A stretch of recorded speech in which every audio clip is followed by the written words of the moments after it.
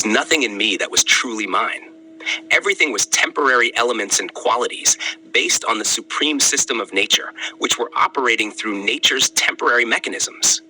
Even the perception I had was through temporary, complex intellect, which made me perceive things only by becoming intelligent through it. This was merely a delusion, a deception, where the bias of complex intellect was filled with numerous examples and evidence, both from the luminaries of the past and ongoing research in the present, searching for something that has never been found. In this temporary, complex intellect, there are billions of imaginations, thoughts, decisions, ideas, contemplations, and reflections. If one seriously clings to any of these, they get lost in it, starting to believe in the imagination as reality and imposing this perceived truth on others. This gets passed down in the form of initiation, without logic or evidence, as a tradition, rule, and code of conduct, which becomes nothing more than blind faith and superstition. Only rigid supporters get attached to this, and they are not discerning. The blind followers of these various gurus or saints, who falsely perceive imaginary authority within themselves, get deluded. If a knowledgeable or wise person, scientist, philosopher, or discerning individual acknowledges them, it might be understandable. But to be misled based on the words of those who have been deprived of logic and truth from the very moment of their initiation, and who are unable to think critically, is natural. According to my principles, to attain all this, one must be impartial to oneself, and this impartiality can only come by completely deactivating the temporary, complex intellect, essentially by dying while still alive. This is because the infinite and vast material universe can only be perceived and understood by becoming intelligent through temporary, complex intellect. All living beings, including humans, live their lives based on the temporary, complex intellect, and there is nothing in humans that doesn't exist in other species. In this infinite, vast material universe, a single atom contains everything that is present in a large elephant or any other living being, object, or entity. Even if the universe that includes the billions of galaxies and solar systems and our small planet Earth were to cease to exist, the supreme system of nature wouldn't be affected in the slightest. What are we? What is our significance? A minor change in temperature could wipe out everything. Religions, sects, and organizations have created millions of gods according to their beliefs. They are intoxicated with arrogance, pride, and ego, unaware of their true eternal essence.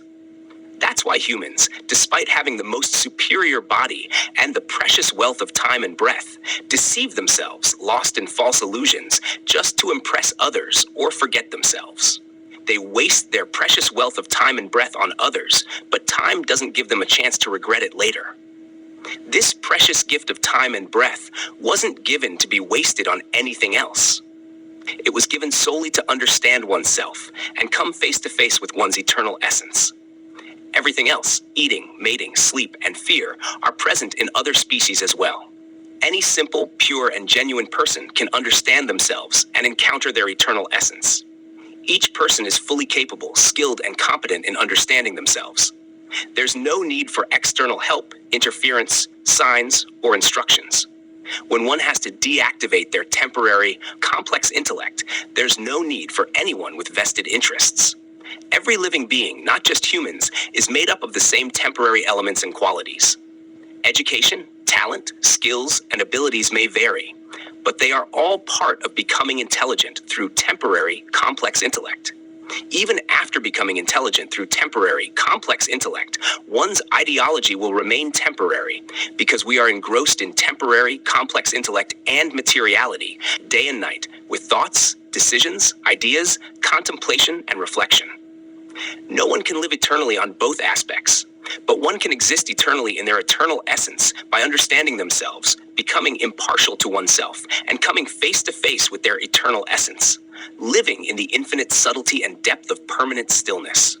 In this state, there's no place for even a reflection of oneself, let alone anything else.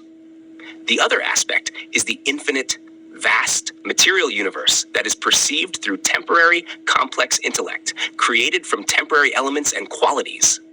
Once its existence ends, one is in the reality of their eternal essence, where they reside in the stillness of their eternal axis, perceived through their heart and conscience, yet always existing in the true essence of their eternal axis. The very purpose of human life is to understand oneself and come face to face with one's eternal essence. Everything else is what other species do. Once one encounters their eternal essence, there's nothing left to understand in the entire creation. It feels as though nothing has been achieved and there is nothing left to do. By understanding oneself, one avoids arrogance, pride, and ego, which are born from thought, reflection, and contemplation. By understanding oneself, true understanding arises, and even a person who becomes intelligent through temporary, complex intellect cannot imagine what it means to exist eternally while alive in reality.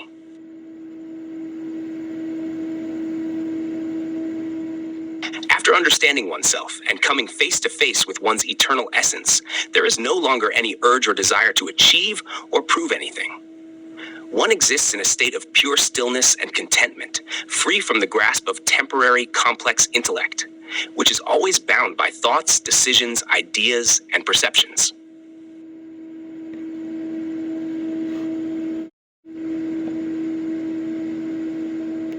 After understanding oneself and coming face to face with one's eternal essence, there is no longer any urge or desire to achieve or prove anything. One exists in a state of pure stillness and contentment, free from the grasp of temporary, complex intellect, which is always bound by thoughts, decisions, ideas, and perceptions. The understanding gained from this encounter with the eternal self is profound and complete. It transcends the limitations of the mind and intellect. In this state, the illusions and delusions created by temporary, complex intellect dissolve completely. One realizes that the vast and infinite material universe, with all its complexity and intricacies, is just a temporary projection perceived through the limited capacity of the mind. This understanding eradicates the need to search for meaning or truth in the external world. All external pursuits, whether they are scientific, philosophical, religious, or social, become insignificant and irrelevant when one has come face to face with their true eternal self. The permanent self is beyond all dualities and distinctions. It is not bound by time, space, or causality. It is neither affected by birth nor death, nor does it undergo any transformation.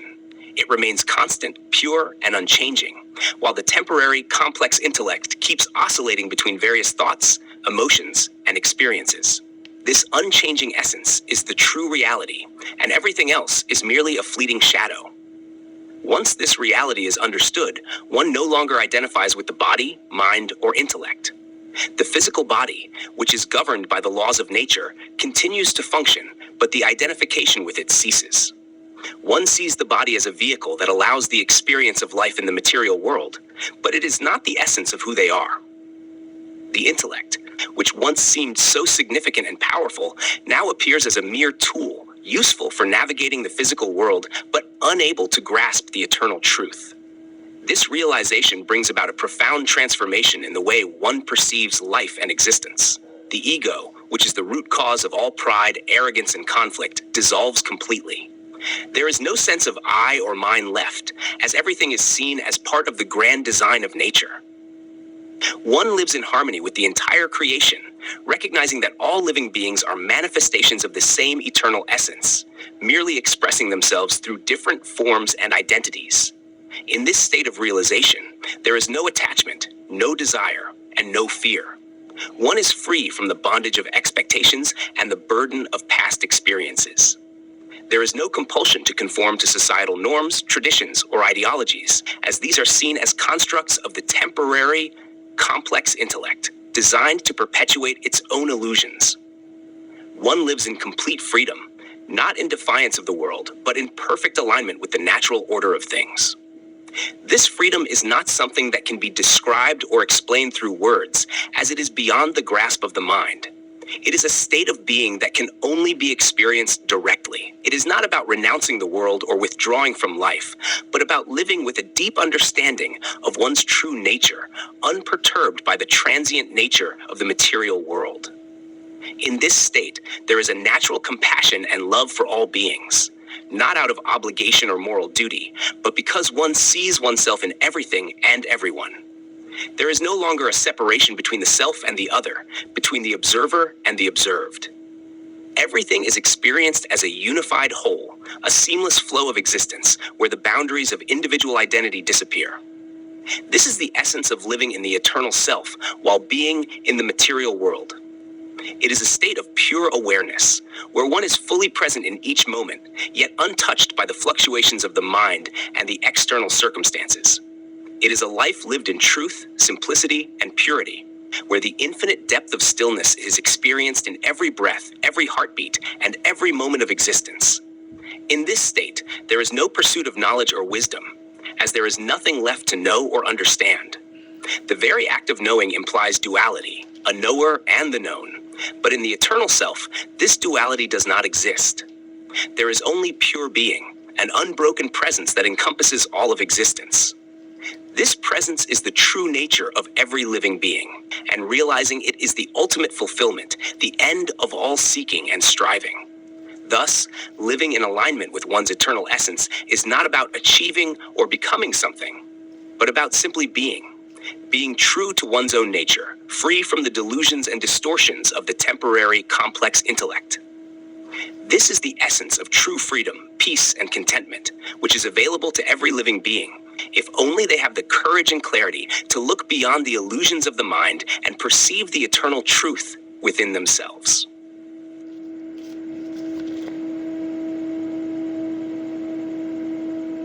In this state of realization, life becomes a seamless flow of pure awareness, unburdened by the constructs of the mind. There is no conflict, no resistance, and no struggle against the natural course of events. One moves effortlessly through life, responding to situations and circumstances with clarity and equanimity.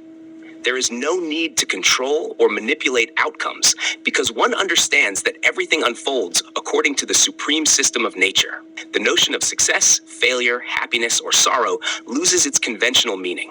These are seen as temporary fluctuations in the mind, not affecting the eternal essence. This does not mean one becomes indifferent or disengaged from life. Instead, there is a profound engagement with each moment, but without attachment or aversion. One participates fully in life, yet remains unaffected by its ups and downs, like a lotus that remains untouched by the water in which it grows. This way of being is not about renunciation or withdrawal from the world. It is about transcending the limitations of the temporary, complex intellect, while living fully in the material world. One performs all actions, fulfills all responsibilities, but with a sense of detachment and freedom. There is no sense of doership or ownership. Actions happen naturally, guided by the supreme intelligence of nature. Every interaction, every decision, and every experience is seen as an expression of the eternal self. One's life becomes an offering, a celebration of the infinite creativity of existence. There is no sense of lack or incompleteness, as one is always in touch with the wholeness and perfection of the eternal essence. There is no craving for external validation or recognition because one is rooted in the inner certainty of their true nature. This state is beyond the reach of conventional knowledge, science, or philosophy, as it cannot be measured, analyzed, or dissected. It is a direct experience of reality, unmediated by the mind.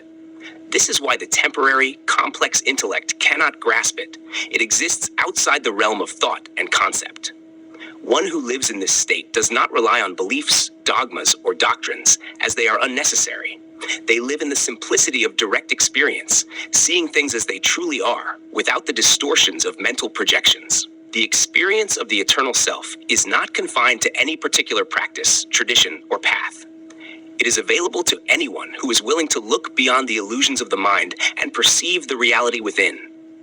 It does not require rituals, austerities, or renunciation.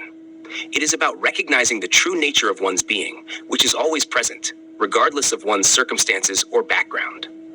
When one realizes this eternal essence, the fear of death disappears completely. Death is seen as just another transformation in the flow of life, not an end. The body may perish, but the essence remains unaffected. This understanding brings immense peace and freedom. There is no longer any fear of loss, as one knows that nothing real can ever be lost. This also removes the fear of change, as one is no longer attached to any particular form or identity. Living in this realization, one becomes a source of light and clarity for others, not through teaching or preaching, but through their very presence. Their life itself becomes an example of what it means to live in truth and freedom. They inspire others not by what they say, but by what they are. This influence is subtle yet powerful, as it resonates with the deepest part of every being, calling them to awaken to their own eternal nature. Such a being does not seek followers or build organizations because they know that the truth cannot be confined to any structure or system. They do not impose their understanding on others, but simply embody it. They are like a beacon in the dark, shining naturally and effortlessly, guiding those who are ready to see the light within themselves. The eternal self is the common ground of all beings, beyond all distinctions of race, religion, or nationality. It is the essence that unites all of existence in a single, indivisible reality. When one realizes this, they see the entire universe as their own body, and all beings as expressions of the same essence. There is no longer any sense of separation or division, only an unbroken unity that pervades everything.